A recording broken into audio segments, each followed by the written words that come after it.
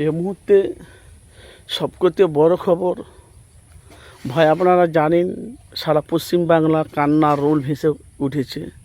যেহেতু আপনারা জানেন যে বারুইপুরে যে রিমি বলে মহিলা বাচ্চা মেয়েটাকে মাত্র 11 থেকে 12 বছর তার বয়স, মুসলমানের মেয়ে, আর 4 জন হিন্দু তাকে ধর্ষণ করেছে। তো মাননীয় মুখ্যমন্ত্রী শুভেন্দু অধিকারী উনি আশা দিয়েছে, তো যে বাংলাতে মুখ্যমন্ত্রী যে কাজগুলো করতে পারেনি সে কাজ আমি করব।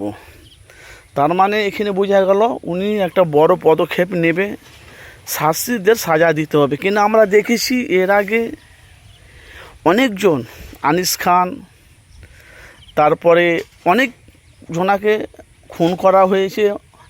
অনেক তোমার ইউপিতে তার নামটা কি, ওনাকে ধর্ষণ করে মেরে দেওয়া হয়েছে, সব মুসলিমের মেয়ে। একের পর এক ধর্ম, একের পর এক আমরা দেখতে পাচ্ছি মানে মুসলমানের ওপর, মেয়েদের ওপরে যখন ধর্ষণ হচ্ছে, কিন্তু বিচার কিন্তু হচ্ছে না। কিন্তু আমরা দেখেছি মাননীয় মুখ্যমন্ত্রী অধিকারী উনি আশা দিয়েছে ওনার বাপ মাকে, দোষীদের সাজা অবশ্যই আমি দেব।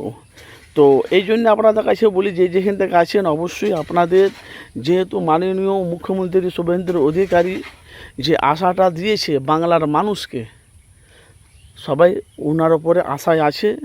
আর ওখানকার মা বোনেরা, মহিলারা তারা বলছে যে যেভাবে আমার মেয়েকে ধর্ষণ করেছে, পানিতে চুবিয়ে তার ভেতরে ডুবিয়ে তাকে জানটা তার হত্যা বার করেছে, ওইভাবে আমরাও তার সাজা চাই।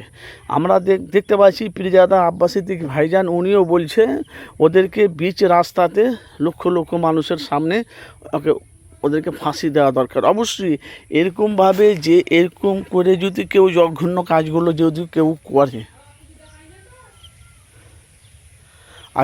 আজকে ওনার মেয়ে হয়েছে, কালকে আরও অন্যজনা মা বোনেদের ঘরে হবে না, এটার কোনো মানে নেই।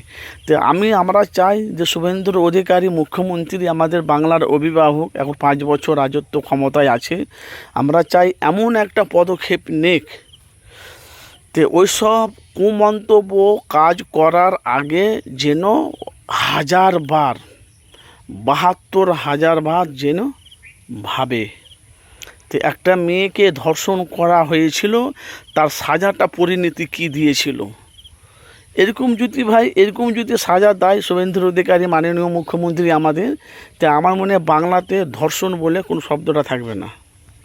তো বাংলার মানুষ আমরা দেখেছি তৃণমূলের কালে তোমার শওকত মোল্লা, আরও সব যারা তৃণমূলের, আরাবুল, উনি তো এখন আইএসএফে আছে, এরা সব এককালীন মাস্তানি করছিল। এখন আরাবুল এখন একটু ভালো পথে এসেছে, আইএসএফে যোগ দিয়েছে। কিন্তু নওশাদ সিদ্দিকী ভাইজান বলছে বারবার, আজকে তোমার ঘরে মেয়েরা করছে, আজকে ওদের ঘরে মেয়েদের করবে। এমন একটা দল গঠন করতে হবে যে ক্ষমতা যেন নিজের রাজত্ব ক্ষমতা থাকে।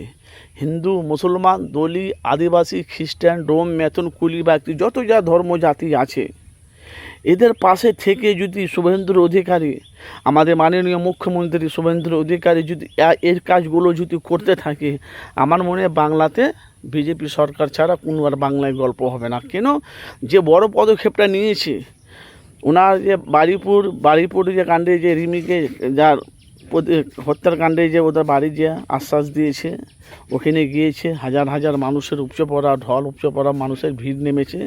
আমরা খুব গর্বিত যে এরকম একটা মুখ্যমন্ত্রী বাংলায় আমরা পেয়েছি। আশা করি এমন শাস্তি দিতে হবে না 72,000 বার জন্য কেউ করার আগে যেন ভাবনা চিন্তা করে। ভাই, আপনাদের অবশ্যই মতামত জানাবেন, কেন আমাদের মুখ্যমন্ত্রী বলেছে আগেকার মুখ্যমন্ত্রী যে কাজটা করে সে কাজটা আমি করে দেখাবো, যেহেতু আমরা নতুন রাজনীতি ময়দানে এসেছি। আপনাদের মূল্যবান, আপনারা অবশ্যই আপনাদের মতামত জানাবেন। কারা একমত শুধু শুভেন্দু অধিকারী মতামত, কমেন্ট বক্সে মতামত জানাবেন।